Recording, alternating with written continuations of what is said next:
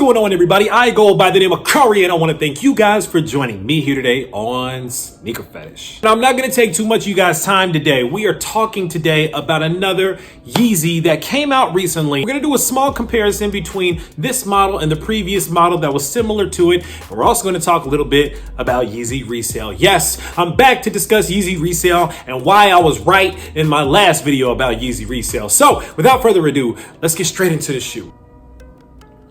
Boom.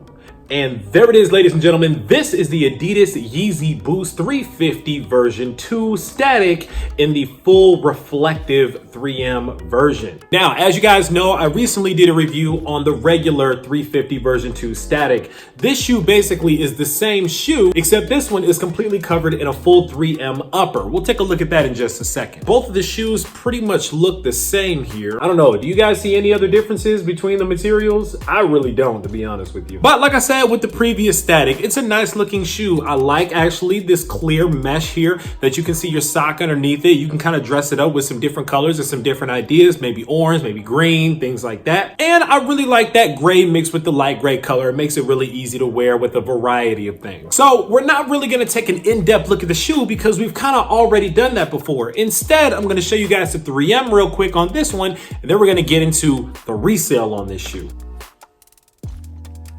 So there it is. Again, this is the full reflective 3M version of the Yeezy 350 V2 static. So of course, it looks a little bit different from the regular static, where this one actually has the full 3M laces with the full 3M prime knit upper, whereas the other version just has the 3M laces, not the full 3M upper. Now, the static version was released on multiple outlets, multiple retailers. However, the full 3M version was a YeezySupply.com exclusive. To date, it's only released on YeezySupply.com.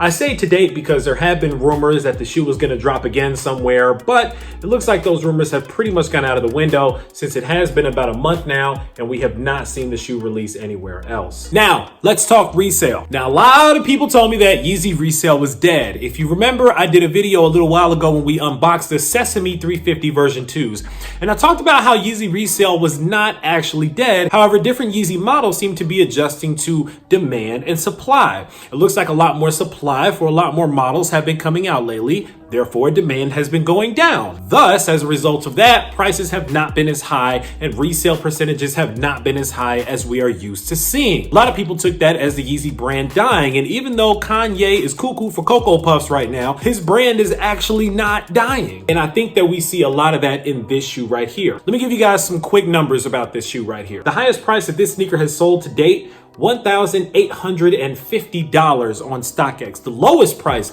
that this sneaker has sold for, $440. That's still double retail price since the shoe came out on December the 26th. Now, right now, price volatility on StockX is about 1.4%. What that means is selling prices have pretty much stabilized. So it's not like a size 10 is selling for $1,000 and a size 7 is selling for $300. It looks like all the different sizes are selling for about the same price now. So we can say for all intents and purposes that the market has stabilized at about double retail for the reflective Yeezy 350 V2. When you compare that to the static 350 V2, of course, selling prices are a little bit lower on these. They're about $300 to $350 right now. These are about $400 to $450 right now. Of course, the reason why these are going for less money, they weren't as limited. Because if you want my honest opinion, I think that these look way better than these.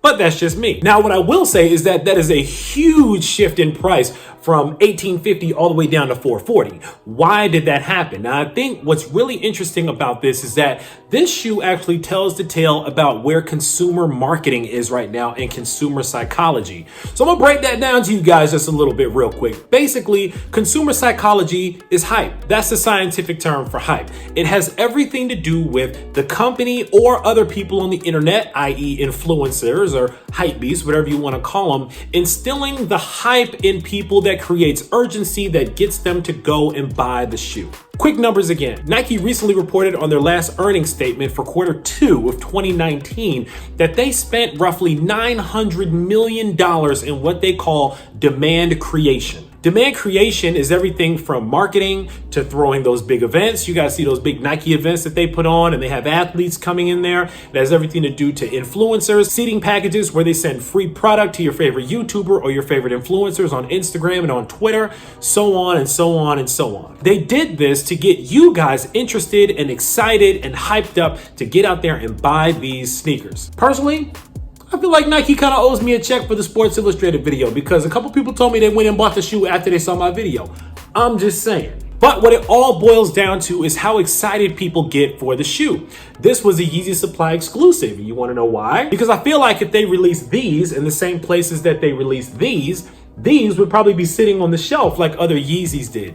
It's all about marketing and it's all about strategy. Remember, this is a game of chess, not checkers. So they amped up the hype on these by making them a Yeezy Supply exclusive. And remember, everybody's using words like exclusive, limited, individually numbered, things like that. They're using all of these buzzwords and these terms to hype you guys up, the consumer, to get you guys to get out there and go buy up these sneakers. Remember, guys, a sneaker is only worth what somebody is willing to pay for them. I heard somebody say that back in the day, but I don't remember who it was. Maybe it was DJ Clark Kent or somebody.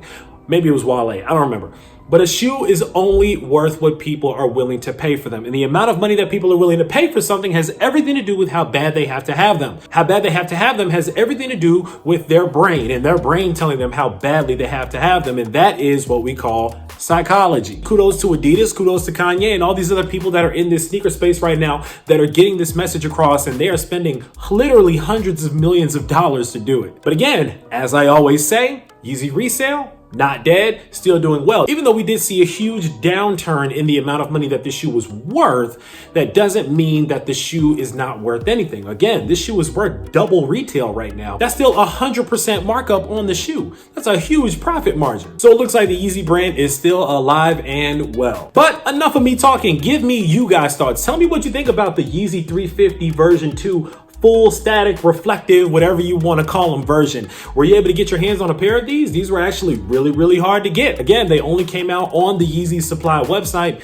They were extremely difficult to get. They sold out pretty quickly online. And again, now, you know, if you want to get your hands on a pair, you're going to pretty much have to cough up double the retail on them. Were you able to cop? Why or why not? Were you one of the people that actually passed on the sneaker and just figured you're done with Kanye, you're not rocking with him, or you don't want nothing to do with the craziness and the chaos that was surrounding this sneaker here? Sound off down in the comments. Let me know your thoughts on these. As always, if you are not subscribed to the channel, I don't really know what you're waiting for on here, but go back, look at some of the old videos, and if you're convinced that you should subscribe to the channel because of what we're showing on here, go ahead and click that button right down there because we want to welcome you into the Sneaker Fetish family. I guarantee you, I got a lot more heat on the way. As always, I want to thank you guys for joining me here today on Sneaker Fetish, taking a look at these with me, unboxing them with me for a couple of minutes. I go by the name of Kari. This is the Adidas Yeezy 350 Boost version 2 in full static reflective 3M. And until next time, I'm out.